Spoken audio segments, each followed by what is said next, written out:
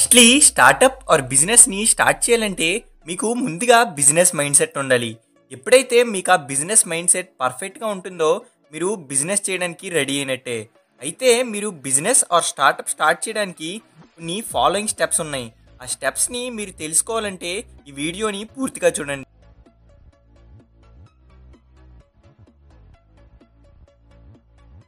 మీరు ఏదైనా ఒక బిజినెస్ని కానీ స్టార్టప్ని కానీ స్టార్ట్ చేయాలంటే మీరు ఇంప్లిమెంట్ చేయాల్సిన ఫస్ట్ స్టెప్ వచ్చేసి ఐడెంటిఫైయింగ్ ఏ ప్రాబ్లం.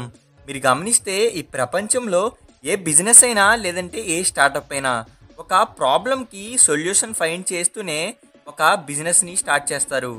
మీరు ఎంత పెద్ద ప్రాబ్లమ్ని ఐడెంటిఫై చేసి సాల్వ్ చేస్తే మీరు అంత పెద్ద బిజినెస్ చేయగలరు. లేదంటే ఆల్రెడీ సక్సెస్ అయిన స్టార్టప్స్లో కొన్ని ప్రాబ్లమ్స్ ఉంటాయి. ఆ ప్రాబ్లమ్స్ని సాల్వ్ చేస్తూ చాలామంది కొత్త కొత్త బిజినెస్ని స్టార్ట్ చేస్తున్నారు.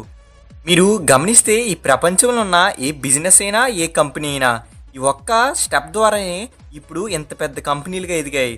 అండ్ ప్రాబ్లమ్ సాల్వింగ్కి ఒక ఎగ్జాంపుల్ చెప్తా చూడండి. ఒక చిన్న బిజినెస్ స్టార్ట్ చేయడానికి మీ లోకాలిటీలో ఏ హోటల్ లేదు, కానీ చాలా కస్టమర్స్ ఉన్నారు. ఆ ప్రాబ్లమ్ని బేస్ చేసుకొని ఒక హోటల్ని పెట్టండి. అప్పుడు ఆ ప్రాబ్లమ్ని సాల్వ్ చేస్తూ మీరు ఆ బిజినెస్ చేస్తున్నట్టే. అండ్ అలానే చాలా కంపెనీస్ అండ్ స్టార్టప్స్ స్టార్ట్ అయ్యాయి. నెంబర్ 2 వచ్చేసి టేకింగ్ ఏ క్యాలిక్యులేటెడ్ రిస్క్. జాబ్లో పెద్దగా రిస్క్ ఉండకపోవచ్చు, కానీ బిజినెస్ అండ్ స్టాక్ మార్కెట్స్లో చాలా ఎక్కువగా రిస్క్ ఉంటుంది. అలాని రిస్క్ తీసుకోమన్నామని చాలా ఎక్కువగా రిస్క్ తీసుకోకూడదు. క్యాలిక్యులేటెడ్గా రిస్క్ తీసుకోవాలి, లేదంటే మనీ అండ్ టైం రెండు కూడా వేస్ట్ అయిపోతాయి. సో బిజినెస్లో క్యాలిక్యులేటెడ్ రిస్క్ చాలా ఇంపార్టెంట్. తెలిసినంత వరకు రిస్క్ చేయకుండా ఈ ప్రపంచంలో ఏ బిజినెస్ ఆర్ స్టార్టప్ కూడా స్టార్ట్ అవ్వలేదు. నెంబర్ 3 వచ్చేసి ఇన్వెస్ట్మెంట్. ఒకవేళ మీ దగ్గర ఇన్వెస్ట్మెంట్ లేకపోతే మీరు మార్కెట్లో ఉన్న ఎవరైనా ఇన్వెస్టర్ దగ్గర నుంచి మీ ఐడియా చెప్పి వాళ్ళ దగ్గర నుంచి ఫండింగ్ తీసుకోవచ్చు. ఏంజల్ ఇన్వెస్టర్స్ మీ కంపెనీలో లేదంటే మీ స్టార్టప్లోనో ఇన్వెస్ట్ చేయడానికి ఒప్పుకుంటే దానికి బదులుగా మీరు మీ కంపెనీలో కొద్దిగా మార్కెట్ షేర్ని వాళ్ళకి ఇవ్వాలి. మీ చుట్టుపక్కల కానీ ఏ ఏంజల్ ఇన్వెస్టర్స్ కానీ లేకపోతే మీరు హిందీలో జరిగే ఫేమస్ షో అయిన షార్క్ ట్యాంక్కి అప్రోచ్ అవ్వడం చాలా మంచి ఐడియా. ఎందుకంటే షార్క్ ట్యాంక్స్లో ఉండే షార్క్స్కి మీ ఐడియా నచ్చితే మీ కంపెనీలో లేదంటే మీ స్టార్టప్లో చాలా ఎక్కువ మొత్తం ఆఫ్ మనీని ఇన్వెస్ట్ చేస్తారు. ఇలానే సిద్ధార్థ్ అగర్వాల్ అనే ఒక వ్యక్తి స్నిచ్ అనే ఒక స్మాల్ బ్రాండ్ని స్టార్ట్ చేస్తాడు. అండ్ దీనికోసం ఫండింగ్ కొని షార్క్ ట్యాంక్కి అప్రోచ్ అవుతాడు. అండ్ షార్క్స్కి ఆ ఐడియా నచ్చడంతో ఆ కంపెనీలో హ్యూజ్ అమౌంట్ ఆఫ్ మనీని షార్క్స్ ఇన్వెస్ట్ చేస్తారు. షార్క్ ట్యాంక్తో వచ్చిన మనీతోనూ అండ్ తర్వాత తనకున్న మార్కెటింగ్ స్కిల్స్తోనూ ఈరోజు స్నిచ్ని 900 crore బిజినెస్గా మార్చాడు. సో మనీ లేకపోతే ఏంజల్ ఇన్వెస్టర్స్ కానీ షార్క్స్ కానీ లేదంటే డబ్బులు ఉన్న ఎవరైనా ఫేమస్ పీపుల్ కానీ మీ ఐడియా నచ్చితే తప్పకుండా మీ బిజినెస్లో కానీ స్టార్టప్లో కానీ మనీని ఇన్వెస్ట్ చేస్తారు. లేదంటే మీ దగ్గర కానీ మనీ ఉంటే మీరు బూట్ స్ట్రాపింగ్ బిజినెస్ మోడల్ని ఫాలో అవ్వచ్చు. బూట్ స్ట్రాపింగ్ బిజినెస్ మోడల్లో ఆ కంపెనీ ఫౌండరే తన ఓన్ మనీతోనే బిజినెస్ స్టార్ట్ చేస్తాడు. అండ్ ఏ ఇన్వెస్టర్ని కూడా ఆ కంపెనీలో ఇన్వెస్ట్ చేయడానికి ఒప్పుకోడు.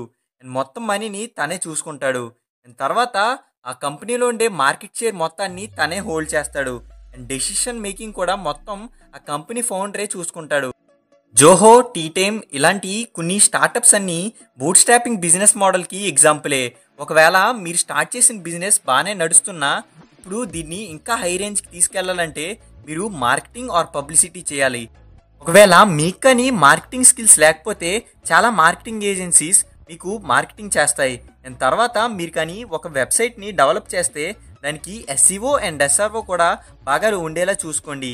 అండ్ తర్వాత పబ్లిసిటీ అండ్ మార్కెటింగ్ ఒక బిజినెస్ని ఎంతలా ఎఫెక్ట్ చేస్తాయో అండ్ అందులో ఎంత కీ రోల్ ప్లే చేస్తాయో మీకు ఒక ఎగ్జాంపుల్లో చెప్తా చూడండి. పబ్జీ అండ్ ఫ్రీ ఫైర్ ఈ రెండు బ్యాటిల్ రాయల్ గేమ్స్ కూడా 2016లోనే స్టార్ట్ అయ్యాయి. కానీ స్టార్టింగ్లో పబ్జీ బాగా సక్సెస్ అయింది. దీనికి కారణం paid promotions and advertisements. And తర్వాత ఫ్రీ ఫైర్ దీన్ని గమనించి ఫ్రీ ఫైర్ కూడా పెయిడ్ ప్రమోషన్స్ అండ్ అడ్వర్టైజ్మెంట్స్ని చేసింది. సో దీనివల్ల BGMIని దాటుకొని ఫ్రీ ఫైర్ ఈరోజు నెంబర్ 1గా అయింది. సో ఓకే, మీ స్టార్టప్ అనేది చాలా బాగా సక్సెస్ అయింది అనుకుందాం. ఇప్పుడు మీరు కస్టమర్స్కి ఒక వాల్యుబుల్ వస్తువుని ఇవ్వాలి. అదేంటంటే బ్రాండ్ నేమ్ అండ్ ట్రస్ట్. ఈ రెండు కూడా మీరు ఎంత మనీని ఇన్వెస్ట్ చేసినా అవి రెండు రావు. ఇవి రెండు మీకు బాండింగ్ ద్వారానే వస్తాయి. బాండింగ్ అనేది కొన్ని కంపెనీలు చాలా విధాలుగా చూపిస్తాయి.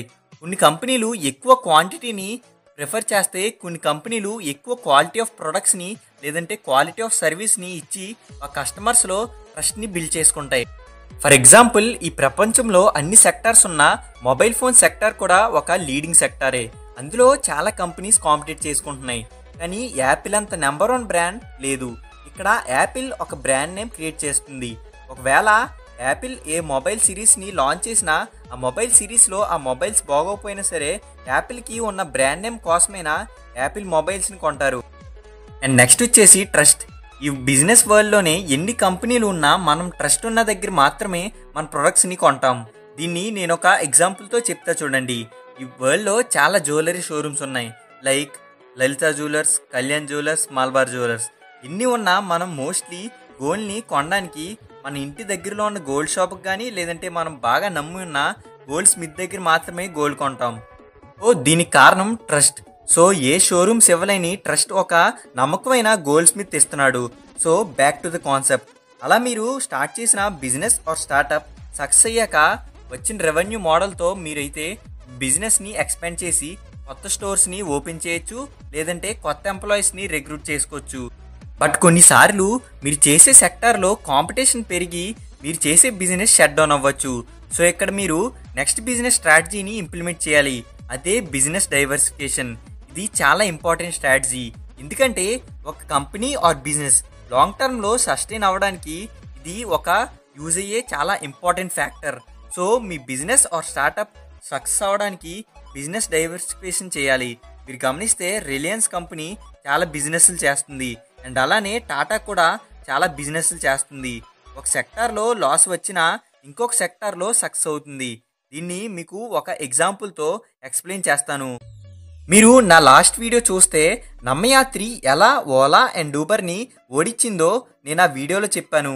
ఆ వీడియోని మీరు చూడకపోతే ఆ వీడియోని ఒకసారి చూడండి.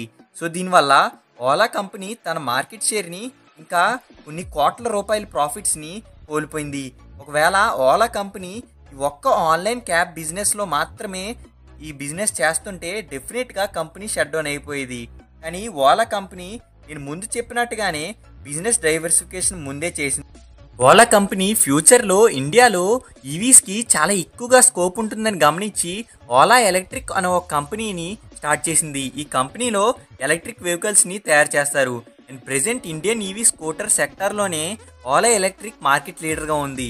సో దీనికి కారణం ఏంటంటే ఫస్ట్ నుంచి మార్కెట్ని అనలైజ్ చేసి ఓలా కంపెనీ బిజినెస్ చేస్తుంది. సో దీనివల్ల ఆ సెక్టార్లో లాస్ అయినా ఈ సెక్టార్లో మార్కెట్ లీడర్ అయింది. సో ఈ బిజినెస్ డైవర్సిఫికేషన్ అనే ఒక స్ట్రాటజీ వల్లనే ఏదైనా కంపెనీ లేదంటే ఒక బిజినెస్ లాంగ్ టర్మ్లో సస్టైన్ అవుతుంది. ఇప్పుడు నేను చెప్పింది అంతా నా ఒపీనియన్. ఇంకా ఒక బిజినెస్ని స్టార్ట్ చేయడానికి చాలా వేస్ ఉన్నాయి. అవన్నీ ఫ్యూచర్ వీడియోస్లో డిస్కస్ చేద్దాం. వీడియోలో చెప్పిన విషయాలన్నీ మీకు అర్థమైంది అనుకుంటున్నాను. And hope you like the video and thank you for watching. And తర్వాత ఏ కంపెనీ కేస్ స్టడీ చేయాలో కింద కామెంట్ చేయండి. You're making me strong.